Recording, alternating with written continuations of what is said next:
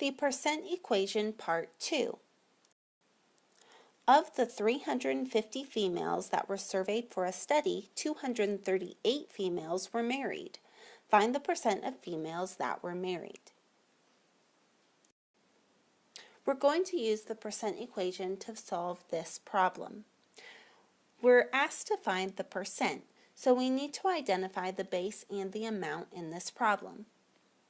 Now, the base can be thought of as the whole, because remember, percents are just parts to a whole.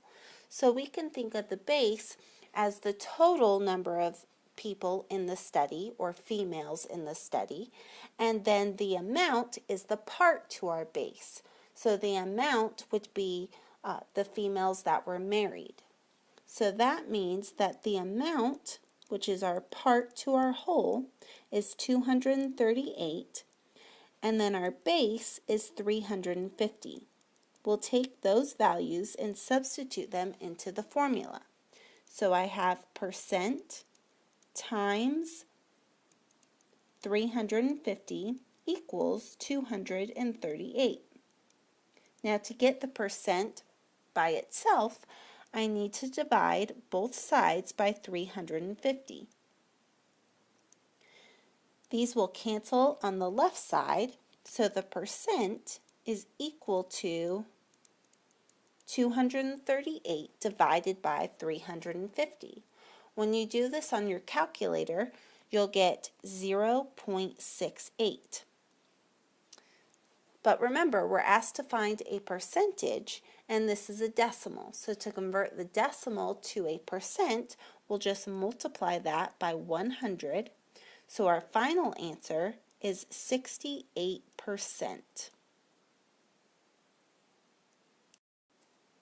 Mary spends 23% of her income on rent, 12% on food, and 19% on all other bills.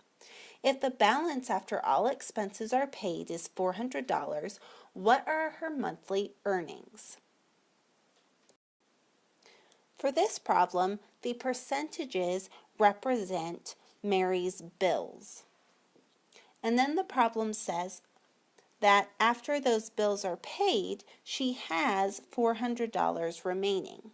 And we want to know the total of her monthly earnings. So $400 is the part to the whole. So that means that $400 is the amount in our percent equation. So amount equals 400.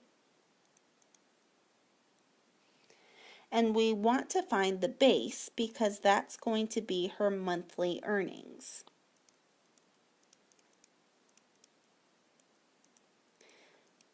Now the percentages represent her expenses. To find the percent that will apply in our equation, we need to add all of these individual percentages up to find the total percent of all of her expenses. So the percent that we'll use in our formula is equal to 23% plus 12% plus 19%. And when you add up those values, we get a total percentage of 54%. Now remember, in order to use a percent in a formula, we need to first convert it to a decimal. So we'll divide 54% by 100 to get us 0.54. So we're going to substitute 0.54 into our formula as the percent, then multiply that by the base, which is the value we don't know, and that's going to equal the $400. In order to find the base, or her total earnings, we'll divide both sides by 0.54. So we get that the base equals 400 divided by 0.54, which is 740.7407,407. Now remember that the base represents her monthly earnings, which is a monetary amount. So we're going to round to 2 decimal places. So I want to round the 4, so I look at the value to the right of the 4. That's a 0, since 0 is less than 5. I keep the 4 as is, so my final answer is that the base equals $740.74.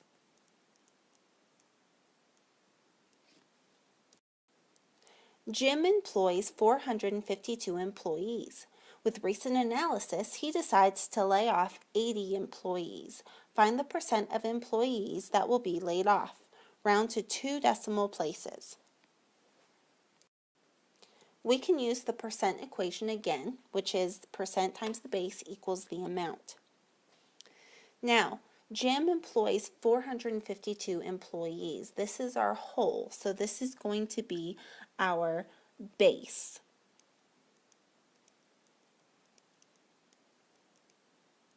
And the amount is the part to the base, which is 80 employees, because that's the amount of employees that he needs to lay off.